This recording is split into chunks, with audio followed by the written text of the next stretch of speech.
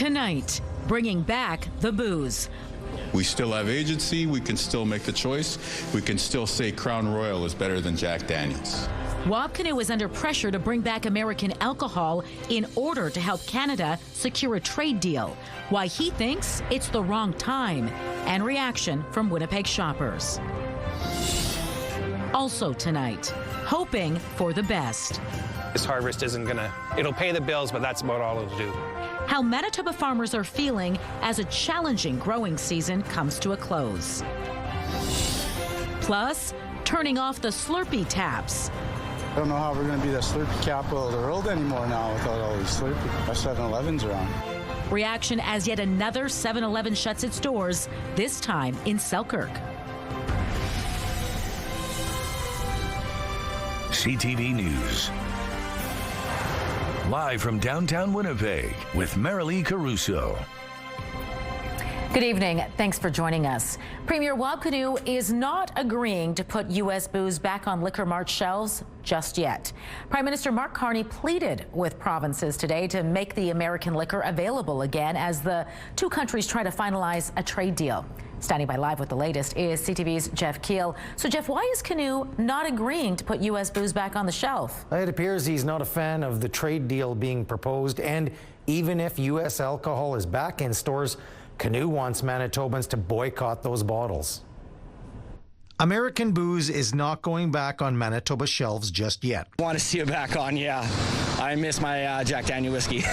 As Canada and the U.S. may be finalizing a trade deal, Prime Minister Mark Carney is asking provinces to make American alcohol available after Manitoba and other provinces pulled it off the shelves in response to U.S. tariffs. I wouldn't say that he was begging us, but what is a step before begging? Premier Wab Kinew says he hasn't agreed to at this time.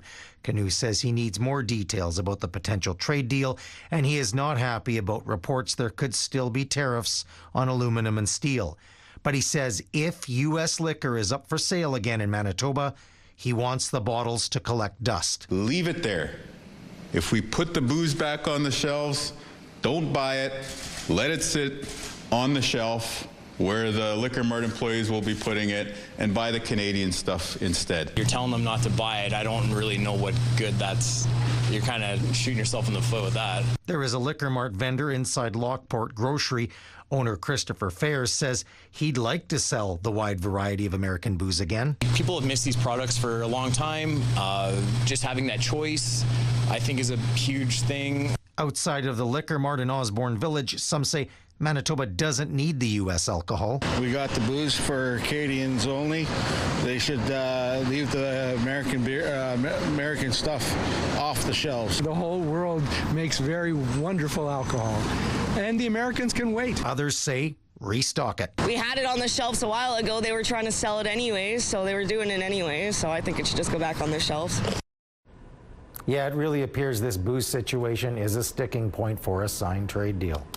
All right then, Jeff, if or when the American liquor is back on tap here, how long would it take to fill the shelves? Yeah, the Premier says relatively quickly. He says you won't see the full selection of products right away. It could happen within a few days, and with some labeling issues, it could take weeks. All right, thanks for this, Jeff. Meantime, there is optimism in Selkirk tonight as talks continue over this tentative trade deal. Some of the things that we're hearing coming out of the States seems to be beneficial to all. I mean, of course, I'm worried about steel. That's number one. Sources tell CTV News the deal will reduce tariffs on Canadian exports of steel and aluminum to 25%, and that would be welcome news for Selkirk residents who work in the steel industry. But the city's mayor says he's concerned about other industries too. We have to have a fair deal on the table. Tariffs have to come down. This is a big one. And it's good for both sides of the border. I mean, you know, these customers on the other side of the border with steel and with these other industries, they have to pass that on. The project passes that on. It's more expensive to do it. Earlier today, Premier Wab Kinew said support for workers at places like the steel mill in Selkirk will likely be needed for Manitoba to agree to the terms of the deal. A group of lawyers claims cracks in Manitoba's free legal counsel system is leaving people in legal limbo. This crisis of underfunding violates several rights under the Charter of Rights and Freedoms. The Canadian Civil Liberties Association says Manitoba's legal aid is underfunded and has filed a notice with Manitoba courts. Because of that, it says people who can't afford a lawyer can be denied legal aid. Shakir Rahim is the association's criminal justice director. He says this creates a higher risk of wrongful convictions, inadequate bail hearings, and compromised trials, which is in violation of the right to a fair trial, equal protection, and benefit of the law, as well as the right to life, liberty, and security. Rahim is calling for a declaration charter rights are being violated and wants to see changes made to Manitoba's legal aid regulations. The decisions on whether to fund or not fund a case must take into consideration charter rights. Presently, that is not the case. CTV News reached out to the Federal Department of Justice and the province of Manitoba. A provincial spokesperson wouldn't comment, saying the matter is before the courts. Well, you'll soon have another option for food and drinks at one of Winnipeg's star tourist attractions. Parks Canada is looking for someone to open a new concession stand next to the playground at the Forks. The contract is for 5 operating seasons starting at the end of November. Proposals will be judged on the operator's experience, the idea behind the stand, and what the menu will include. It says as many as 4 million people pass by each year. The deadline for applications is October 5th, but there is a mandatory site visit on September 9th. Head to parks.canada.ca to find out more. All right, let's bring Colleen Brady now and get a first look at your Skywatch evening forecast. What are you tracking for us this hour, Colleen? Not an awful lot in southern Manitoba. Maybe a scattered shower or two. I'm seeing this picking up right around Roblin, Russell. We might see a shower or two come through your neck of the woods to the south of the city, maybe a little bit, but it is nothing compared to this. These non-severe thunderstorms moving through places like Fort Francis and northwestern Ontario. We'll have a look at when we could next see thunderstorms here in Winnipeg, not too far from now, and then of course tomorrow's Friday, and beyond that we have a weekend to look forward to. I'll show you your weekend forecast as well, and I'll look into next week. But for now, let's take a look through the CTV Live Eye. It's brought to you by Bath Fitter, your bath and shower experts for more than 40 years. In Winnipeg right now, it's finally starting to brighten up out there. 24 degrees under a mix of sun and cloud. It's humid out there. Did you notice that? It still is. It feels like 28. Winds out of the north at 13 kilometers an hour. The pressure is rising, and the humidity right now, Marilee, is 61%. Thanks, Colleen. A vacant house next to Disraeli Freeway is being torn down after catching fire and disrupting traffic. Shortly after 6 a.m., fire crews found heavy smoke and flames coming from the house in the first 100 block of Argyle Street. They fought the fire from the outside using an aerial ladder. All but one lane over the northbound Disraeli Freeway had to be closed as a result. One firefighter was assessed by paramedics at the scene. No other injuries were reported. The cause of the fire remains under investigation. This house was also damaged by fire back in June. The days of enjoying a Slurpee in Selkirk came to an end this week. The only 7-Eleven store in that city closed yesterday. CTV's Joseph Bernacki caught up with some faithful customers looking for snacks and answers. The days of sipping 7-Eleven Slurpees in Selkirk have come to an end. I'm still in shock. I just found out about a day or two ago. I was walking by there yesterday. I went to go get a taquito and I forgot it was closed. They're taking the sign down. Really a big fan of those taquitos. Selkirk resident Eric Vogan says he came here every day for years. The store was the only location in the city and was here for decades. It closed this week. Vogan isn't the only person lamenting the loss. We're Slurpee capital of Canada, here in Manitoba, and so very disheartened. I can understand why they're doing it. Theft is a big concern, of course, nowadays, and I do get that. But Vogan isn't so sure crime was to blame. I don't think there was the crime. That's what a few people out there have been talking about. It couldn't have been that bad. Most people that go there, they just go there. Most of them are gamers, just going to get some munchies for the night and stuff, right? That's why I'm just kind of dumbfounded. I thought 7-Eleven in Selkirk was safe. The store did not have any signs announcing the closure. We have not heard back from 7-Eleven headquarters. Earlier this year, the company announced they are restructuring from a corporate to a franchise model. Selkirk Mayor Larry Johansson is hopeful this will remain a convenience store. It's a dynamite location, and the store was always busy. I'm really, really hoping that there's going to be some bounce back, not only in Winnipeg, but in other communities in Manitoba also. I'd like to see it continue as a 7-Eleven. Johansson says 7-Eleven didn't give the city a reason for closing. At least 8 Winnipeg 7-Elevens have closed since 2024. I don't know how we're going to be the Slurpee capital of the world anymore now without all these Slurpee 7-Elevens around. Joseph Bernacki, CTV News, Selkirk. Manitoba elections workers are being invited out west to help Alberta with its hotly anticipated referendum.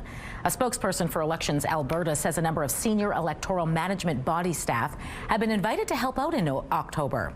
They say the Manitoba members would be supporting the Alberta team during the continuous 60-hour election count period. A spokesperson for Elections Manitoba says it's trying to determine if it has the capacity to respond. The referendum vote is set for October 19th, a little over a week before Winnipeg's civic election, which is set for the 28th. A Somali refugee from Winnipeg has pleaded guilty to smuggling people across the border. 33-year-old Abdi Hassan Ali was handed a 4-year sentence in provincial court. Court heard he was nabbed by RCMP twice while in the act of transporting people who had crossed over from the United States. The first was in February of 2024, and then again the following December when he was still on bail from the first offense. The judge acknowledged he has a family and strong community support in handing down the sentence. However, she added it's lucky no one died during the crossings. With time served, Ali's sentence amounts to 500 days. He also faces the prospect of being deported. Winnipeg police seized a significant amount of opium this morning on the outskirts of the city. Officers stopped a truck on the Trans-Canada Highway near Headingley. They said they noticed signs of interprovincial drug trafficking, but wouldn't elaborate on what exactly led them to that conclusion.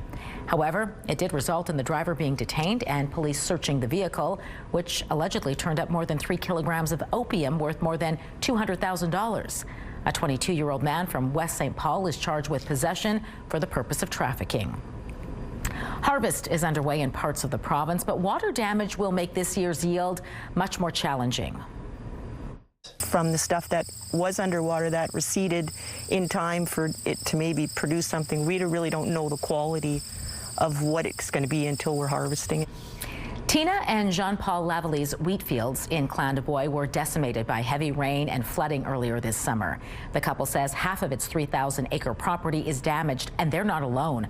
Curtis McRae, who farms just a few minutes down the road, fears this could be his worst harvest yet.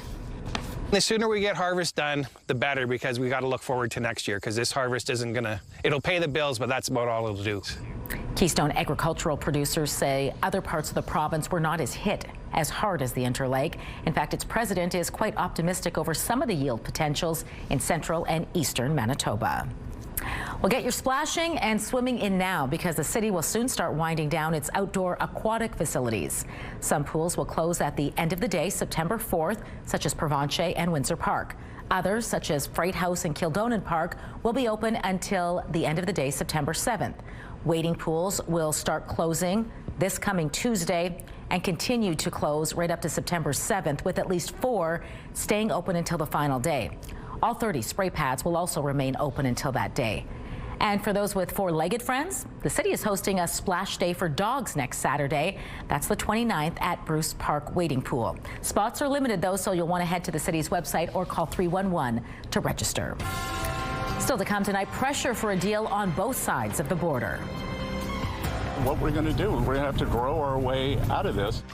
Signs the American economy is underperforming and rapidly approaching midterm elections add weight from the U.S. side to secure a trade deal with our country. Those details just ahead. Stay on the markets. Crude oil added $2.44. The loonie rose to 72.54 cents U.S. Gold futures jumped $26. The TSX slipped 36 points. The Dow Jones plunged 703 points, while the Nasdaq lost 263 points. With just over 24 hours left until new 50% tariffs could be imposed, Canadian and American trade negotiators held extensive talks in Washington today. While a deal has not been finalized, Canada's trade minister says both sides are, quote, very close. CTV's Mike LeCouture has the latest from Washington. After returning from Ottawa early this morning, Canada-U.S. Trade Minister Dominic LeBlanc and Canadian negotiators held their longest session of talks with their American counterparts thus far. How close are we? The meeting lasted 3 hours and included the Prime Minister's Chief of Staff, Marc-André Blanchard, while Canada's ambassador to the U.S., Mark Wiseman, was only in there for the first hour of the discussions. LeBlanc said little at the conclusion of the conversation, but he tried to reassure Canadians as the latest deadline is just over 24 hours away. Canadians expect us to get a deal that's in the economic interest of Canada and Canadian workers. We're very close. We continue to make progress, and we're going to stay here and do the work that's necessary until we get to that point. The three sources tell CTV News that there are reductions in Section 232 tariffs on the table as part of the agreement, but it's unclear how far those levies would go down. They would affect industries like steel, aluminum, and autos. We're also hearing from the premiers who were briefed by the Prime Minister about the talks.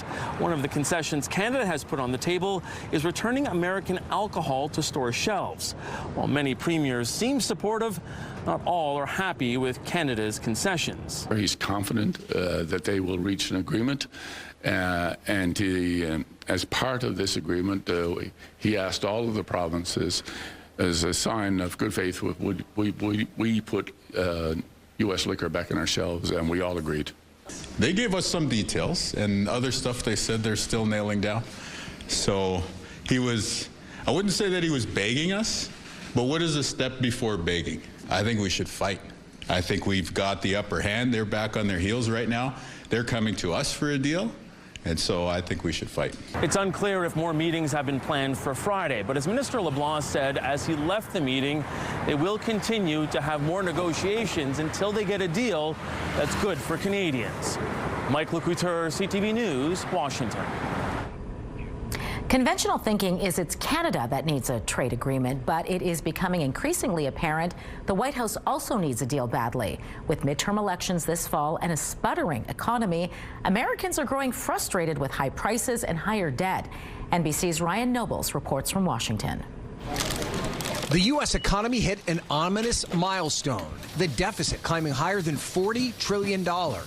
But the Trump administration says it's not time to panic. What we're going to do, we're going to have to grow our way out of this. And as I talked about at G20 in Asheville, we are going to talk about the U.S. growth strategy and encourage the rest of the world to come along with us. The stock market showing its displeasure, starting and ending the day in the red. The administration says it's working to bring down the debt, but that it could take time. So how does this record deficit impact consumers? The reason that everyday Americans should care about the U.S. debt is that it impacts long-term borrowing costs, interest rates, and you're seeing a surge in longer-term interest rates right now. The country's debt has doubled in less than a decade, from less than $20 trillion in Trump's first term to now. Much of the debt explosion is due to government spending during the pandemic, including during former President Joe Biden's administration. Treasury Secretary Scott Bessent said Trump inherited an economic quagmire. We did not get here in a day. That we were left with a mess. The Biden administration had the highest deficit to GDP in history when we weren't at war or weren't in a recession.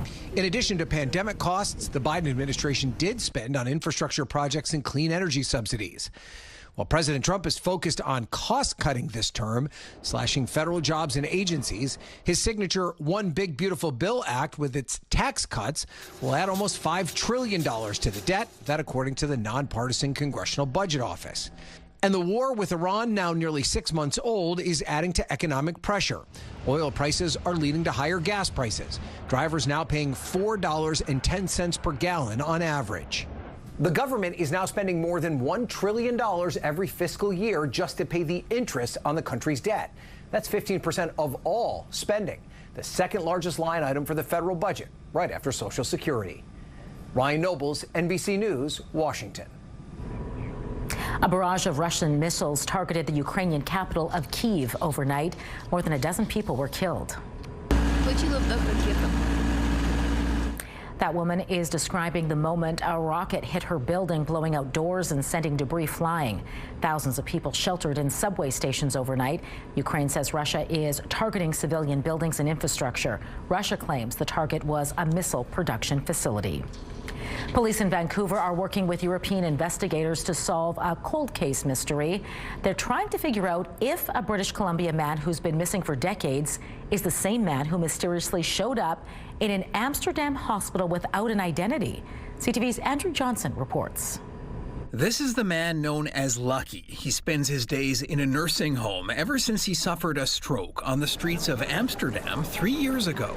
He woke up in the hospital diagnosed with aphasia, a language disorder that left him unable to speak. His identity, say Dutch investigators, a mystery. Geen pasjes, geen niks. De politie staat voor een raadsel. Hoe achterhaal je de identiteit van iemand die niet kan vertellen wie hij is? Dutch police went looking for information, people who knew Lucky, and began to piece together his past. Schat helemaal rijk zijn, maar tegelijkertijd zwierf door de straat in Amsterdam. He was known in the local Buddhist community and regularly frequented a nearby market and restaurants. Lucky was also known by several other names, including Chris the Canadian.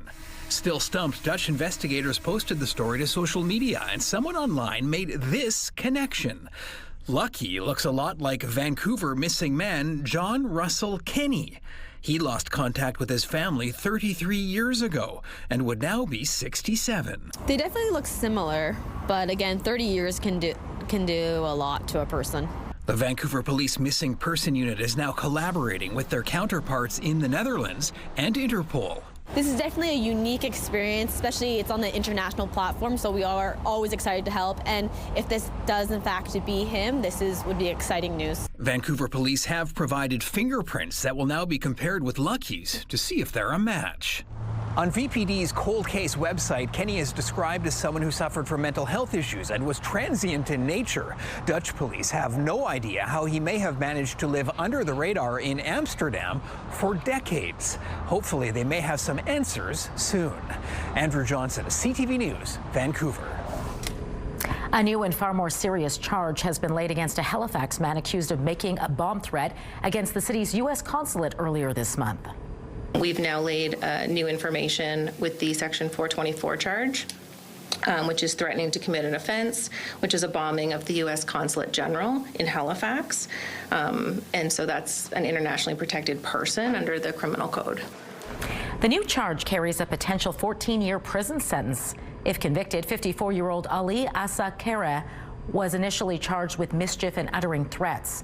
The incident caused a massive lockdown in downtown Halifax. Police are also accusing him of placing a propane tank and flammable liquids in his car before parking it near the consulate. Harry and Meghan, the Duke and Duchess of Sussex, are moving back to the UK, and today the British Prime Minister was asked about who will pay for the couple's security. Well, this is a private matter. It's a matter for Harry and for Meghan, and we wish them well in the move that they're making. The couple lost their police protection after they stepped down from royal duties in 2020. Harry then challenged the matter in court and lost. The couple is said to be moving to a private residence outside London later this month. The king has said there will be no change to their status as non-working members of the royal family. A class action lawsuit has been filed in Quebec's Superior Court over cans of maple syrup, which were allegedly diluted with cane sugar. The plaintiff originally filed an application for a class action lawsuit in April, naming the syrup producer Steve Bordeaux. Now, several major grocery store chains have been added, including Metro, Loblaws, and Sobeys. The filing claims they betrayed customers' trust by putting counterfeit maple syrup on shelves. The lawsuit is seeking refunds and $100 in punitive damages per class member. We've never looked at a stretch of upcoming games. If you overlook your next opponent, you're going to be in trouble. The Blue Bombers hit the road for a tough test against the CFL West leading Edmonton Elks. And some warm and sunny days ahead for Winnipeg. Look at the weekend. Looks pretty nice. Mostly sunny skies. Saturday, 24 degrees. Now, Sunday, we might vacillate between sunshine or a mix of sun and cloud. We'll take it with a high of 26 degrees. Up to 27 we go Monday with the possibility of showers. Otherwise, a mix of sun and cloud. Speaking of which, a mix of sun and cloud is what we're expecting Tuesday, Wednesday. 24 on Tuesday, 22 degrees by Wednesday. Have a news tip?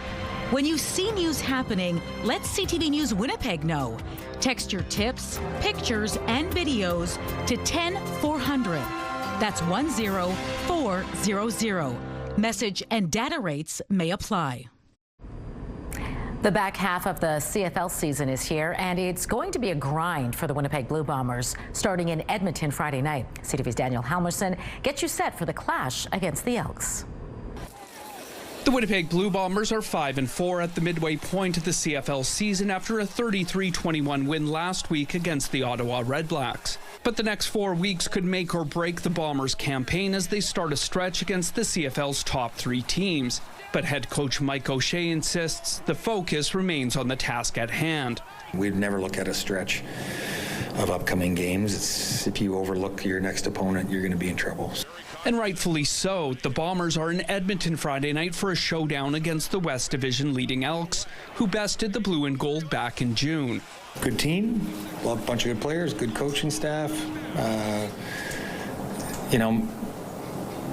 Killer's got them playing hard, and they're all in. Receiver Nick Dembski, who finished with 6 catches for 79 yards against Ottawa, says the Caleros and Oliveira-led offense is finding its rhythm at the right time. Our biggest thing on offense is we want to finish the drives with 6 points at the end of every drive, and I think we scored 3 offensive touchdowns last game. So again, we're moving in the right direction. On the other side of the ball, the defense is looking to snuff out drives quicker, like rookie David Reese did on this play against the Redblacks, his first CFL interception. Anytime, there's a game-changing play, it helps with the momentum for the whole team. I feel like, getting an interception, giving the ball back to the offense, giving them that, that little extra juice to keep going. And building momentum is exactly what the Bombers need to do heading into the back half of the CFL season. Just come out and play our standard of football. I think that's going to be the biggest thing. Don't let anybody set the tone. We got to set the tones. Kickoff from Edmonton goes Friday at 8:30 Central, live on TSN. Daniel Halmerson, CTV News, Winnipeg.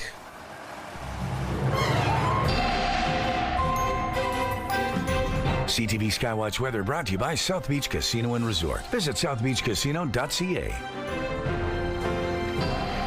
Colleen Brady is back now with your complete Skywatch forecast. And you mentioned earlier the humidity has made a bit of a return today. Yeah, it almost felt like July, almost. But yeah, it was at 1:02 o'clock here in Winnipeg. The humidex felt like 29. Just this past hour, it's felt like 28. So it's back. Temperatures, as I showed you, a little cooler today. We did get up to 24 degrees, just a touch below normal. Actually, that's right around normal now for this time of year. But I show you those long-range forecast temperatures of some pretty warm days ahead and some pretty warm overnight lows as well, too. But as we head into this night with the pressure rising, we're finally starting to see the clouds clear over Winnipeg. That will continue. Out in the Parkland area, just picked up on this. It's not a lot, but if you look quickly, you see that flash of lightning there. It will be a thunderstorm passing. It looks like just to the east of Swan River and Minnetonka, maybe a few other scattered showers moving through places close to Roblin and Russell. But out in northwestern Ontario, that's where we've had the more active weather over the last couple of hours. Now, I had a thunderstorm that moved through Fort Frances. It's sunny there now, but you might get clipped by another storm coming through. But again, non-severe, but moving out of Rainy River. Looks like it's headed toward you in Fort Frances. So that rain will continue to push off to the east. Now, there is a low pressure system passing to the north of Manitoba, but it has a trough associated with it that is impacting the northern half of the province tonight. It's likely, it is already tripping off some rain in some areas like Gillam right now, but scattered across the north. We can't rule out a thunderstorm either yet tonight or overnight in central or northern parts of the province. Here in the south will clear out, but it could get foggy, clearer skies, light winds, and with that humidity, you have all the makings of fog, so watch out for that into the commute tomorrow morning. Otherwise, nice mix of sun and cloud or sunshine in much of the province, but we've got some of that scattered rain continuing in northern parts of the province and just over the border into parts of Ontario.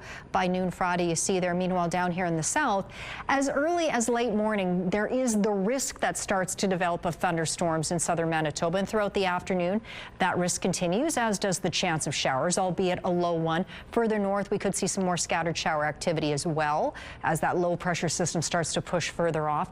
Overnight, we going into Saturday, lots of sunshine to start off the weekend across Manitoba, east into northwestern Ontario, and that will continue throughout much of the day. Nice start to the weekend. It will be a nice overall here in Winnipeg on Saturday and on Sunday. For tonight in the city, as I mentioned, the sky is already starting to clear with that rising pressure. We could see fog patches develop overnight, so watch for that.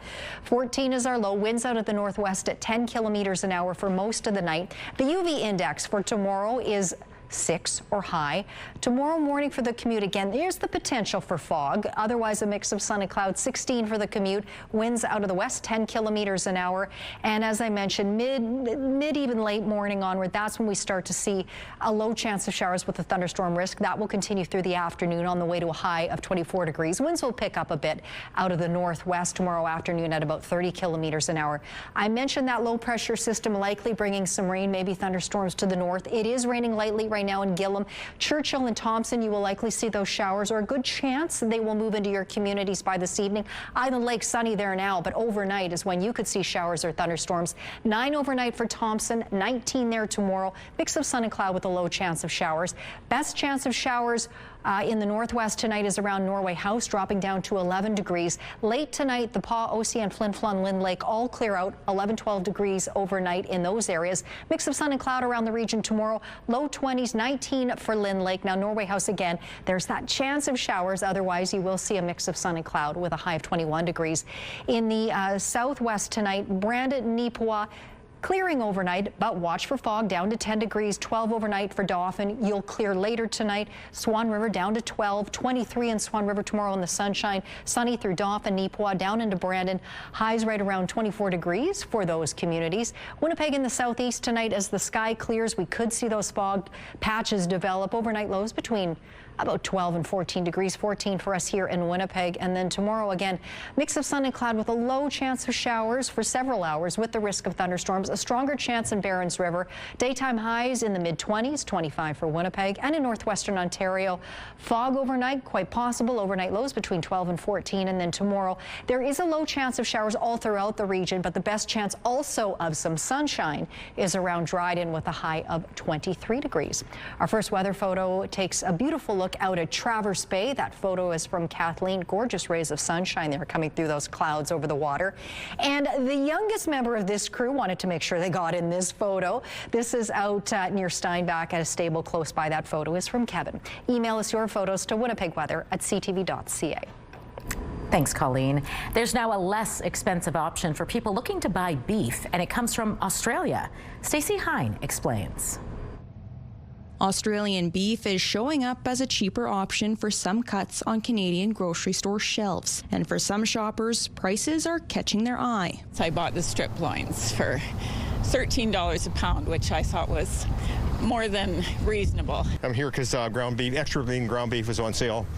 And I basically buy beef when it's on sale. This Australian boneless rib steak is about $11 cheaper per kilogram compared with a Canadian cut. Tyler Fulton, president of the Canadian Cattle Association, says quality is part of the reason for the price difference. Generally speaking, the Australian production model is a grass-based one with a short grain-fed period on the end. And quite simply, the result is a beef product that typically has a little bit less marbling or fat and generally is not in quite as high a demand. Fulton says another factor may be retailers taking a loss on the Australian beef in order to bring people into the store. He also says imported beef can help fill short-term gaps in supply as Canada's cattle industry recovers from years of decline. But he doesn't see imports as a major concern for Canadian producers, with the herd now beginning to rebuild. We're on a great trajectory to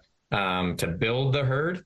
But it takes time. And so I think there's just an appreciation that there's a short-term need, and Australia fills that. Fulton adds imports help make sure shoppers still have options at the meat counter. Stacey Hine, CTV News, Saskatoon. Get Winnipeg's top stories, breaking news alerts, and watch live. Download the CTV News app. Back now to the race to finalize a critical trade agreement between our country and the U.S. As businesses wait anxiously for details on this deal, reaction is already coming in. Ryan Mallow is the VP of Legislative Affairs for the Canadian Federation of Independent Business and joins me now to discuss. Ryan, good to speak with you. Thanks for having me. First, I'm just curious, what is your take on where talks stand between Canada and the U.S. right now? So I think, we were staring down the barrel of a 50% tariff on a broad swath of industries. Any day where that's not hitting is positive, and if we can avoid that, I think that is something that small business owners across the country very much want to see. At the same time, our members have been clear throughout this entire process. It's not just about getting a deal, it's about getting the right deal and the best deal possible. So as we wait for more details to come out, I think there's still a lot of small business owners that are taking a wait and see approach until we hear more. Yes, speaking of the right deal, how optimistic are you that this deal will help small businesses in this country? I think more optimistic today than a lot of us were at the beginning of the week. That being said, there is still a lot more to come, even with whatever we get sorted out this week, assuming we get something sorted out this week. There's still the broader CUSMA talks to go. So I think, this has been an 18-month roller coaster. This is another big up and down, but the ride's not over yet. What does a successful deal look like to you in terms of what you expect from it for Canadian small businesses? So I think first and foremost, it's avoiding that 50% tariff threat that was delayed through Friday, Saturday of this week. That would affect a large swath of our membership. About two in five of our members that export say they would be impacted, and pretty significantly. So we want to make sure that we're avoiding that. We also want to see those other sectoral tariffs on steel, aluminum, cars meaningfully reduced. We want to see them go down, ideally in a perfect world, to zero, but we want to see them go down substantially to help those industries as well, and the industries that feed into them, and a lot of those businesses are amongst our membership. Some of the details emerging today are the Prime Minister's ask to premiers to put American booze back on the shelves. What kind of other concessions could be on the table here? Have you given that much thought? So we've only know what we've been hearing. We've heard that the premiers have been talked on the booze bans. We've heard rumors that, access to the dairy industry is perhaps under consideration. Of course, the president tweeted about the Keystone Pipeline and what may be coming there. I think what's important for our membership is that if Canada is going to give something up, they need to get something in return. Certainly what no one wants to see is a number of concessions where we're not getting much back. We want to make sure that if we are giving something up, we're getting as good as we're giving. Well, the deadline to finalize this deal again is Saturday to avoid any new tariffs. Ryan, thanks so much for your insight and time tonight. It was great speaking with you. Thanks for having me.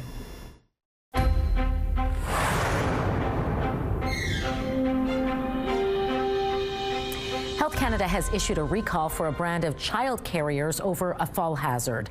They look like this. It's the navy blue MEC shuttlecraft kid carrier, but only units from a certain batch are affected. The numbers are up on your screen. Health Canada says a shoulder strap attachment point can fail, causing the carrier to slip off. As of last week, there had been no reports of injury in Canada. You're advised to immediately stop using it and return the product to an MEC store for a refund. Congo will receive 70,000 doses of the Ervebo vaccine, which has been effective in past Ebola outbreaks.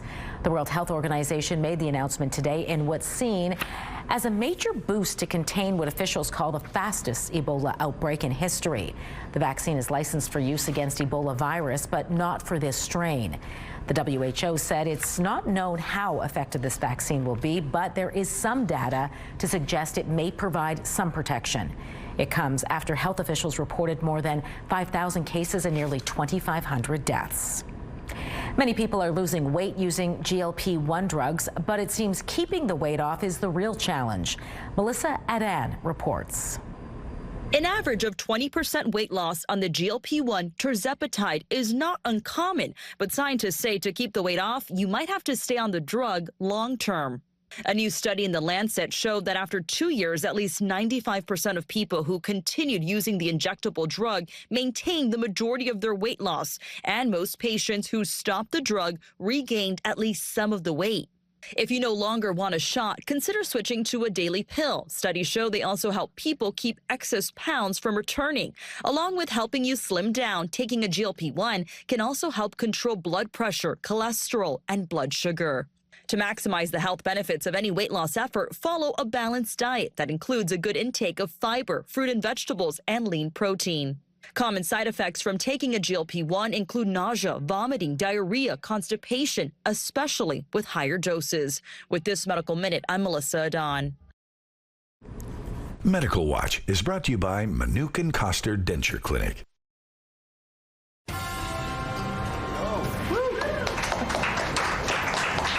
A trailblazer for women in film is coming to town. Those details next in Spotlight.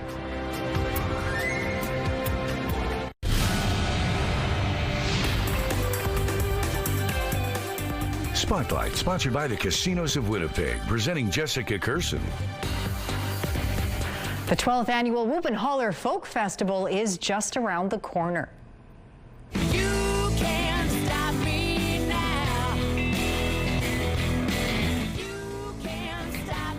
Juno-nominated singer-songwriter Romy Mays is among the more than 15 acts taking the stage next weekend in Portage la Prairie. She will be joined by other artists from Manitoba and beyond, including Scott Nolan, Jess Ray, and Prairie Soul. You'll find plenty more at the festival, including a free barbecue lunch, a mini market, workshops, and entertainment for the kids. You can find all the details and tickets by visiting whoopandholler.com. An actor described as cinema's first female action star will headline Canada's Supporting Women in Film Trades Conference this fall. There we go. Greer is the keynote speaker at the Film Training Manitoba event, which is designed to help women in or wanting to join the trades in the film industry and learn and develop their skills. This year's theme is action, breaking barriers, and building careers, with roles ranging from Foxy Brown to Jackie Brown and Kid Porter in The L Word. Greer has helped transform Hollywood's portrayal of women and black performers. You tell me what you want done. She's such a unique person within the film industry, and how she got involved in the industry and what she's accomplished, and her career spanning essentially 5 decades and continually earning the respect within the film and television community. I think it says a lot about her. The SWIFT conference takes place on Saturday, October 24th at the University of Manitoba. It's open to any women, women identifying, and non-binary individuals interested in the film industry trades. Registration is through the Film Training Manitoba website. And big news for the kids, everyone's favorite Australian blue heeler is ready to leap onto the big screen.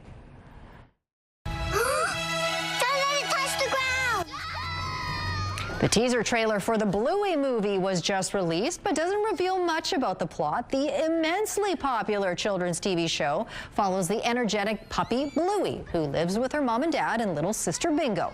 The film hits theaters August 6th, 2027. Well, today marks 10 years since a major moment in Canadian music and culture.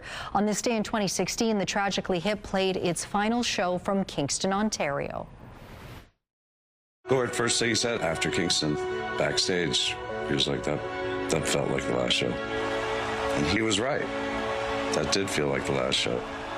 The band posted this emotional tribute marking the anniversary to social media. The final show was broadcast live across the country, and more than 400 public screenings were held from coast to coast, including a handful here in Winnipeg. In late 2015, frontman Gord Downie was diagnosed with terminal brain cancer. He died in October of the following year. Your Thursday primetime lineup kicks off with Stumble at 7, then Happy's Place and Children Ruin Everything follow at 8, and Traders Canada wraps up the night at 9. It's all right here tonight on CTV.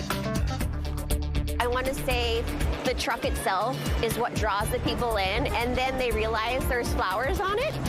Flower petals meet gas pedals. Still to come, the Manitoba company turning heads at farmers markets this summer.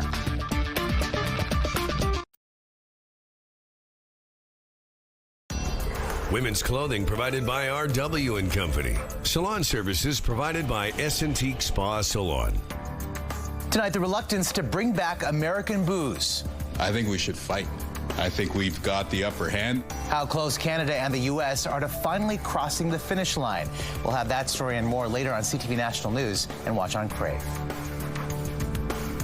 We'll have to time travel all the way back to 1886 on this day for the record, 36.1 degrees. Today, 24. Normal high is 24 degrees tonight. As the sky clears, we could see some fog develop overnight. We drop down to around 14 degrees. Now, there's a low chance of showers throughout the day on Friday, otherwise a mix of sun and cloud, up around 24, 25. Sunny throughout the weekend, temperatures in the mid-20s. Hotter Monday, 27 degrees, and then leveling off by Tuesday, Wednesday. Thanks, Colleen. A Howden, Manitoba woman is putting a fresh spin on flowers. She's selling them out of a vintage truck.